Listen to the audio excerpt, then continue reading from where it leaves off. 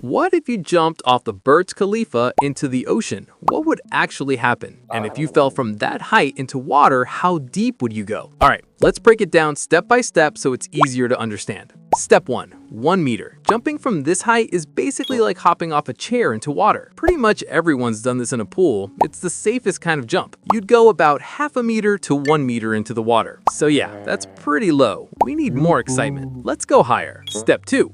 5 meters. Jumping from 5 meters is like jumping from the first floor of a building. After hitting the water, you'd go about 1 to 2 meters deep. All right, let's double it because we're trying to get to the Burj Khalifa. Step 3. 10 meters. This is the official Olympic diving height. It's like jumping from a 3-story building. From here, you'd go roughly 2 to 4 meters into the water. So far, everything's still pretty safe, but now it gets more interesting. Step 4. 30 meters. This is like jumping from a 10-story building. At this height, you'd go around 4 to 6 meters into the water. Next, 100 meters.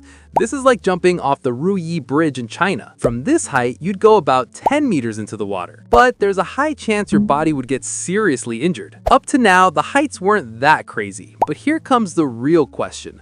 What happens if you jump from the Burj Khalifa? Final stage, Burj Khalifa, 828 meters. Alright, here's where things get wild. When you fall from that height, gravity pulls you down like a magnet. Your speed keeps increasing until air resistance stops it from going higher. That speed is around 200 kilometers per hour, basically like a race car hitting the water. Here's the problem. At that speed, water doesn't behave like it does in a pool. Water molecules need time to move out of your way, and at 200 kilometers per hour, there's no time for that. It's almost like hitting solid concrete. And yeah, nothing good happens to your body. Even if you dive perfectly with your feet or hands first, it won't save you. Now, let's say somehow a miracle happens and you survived. You'd go about 5 to 10 meters into the water. Water is way denser than air, so the moment you enter, it's like slamming the brakes hard. Your body loses all that 200 kilometers per hour almost instantly. At that depth, sunlight fades and you start feeling the pressure, but the sudden stop would most likely knock you unconscious. And that was our scientific journey from the top of the Burj Khalifa. We saw how height changes speed and impact.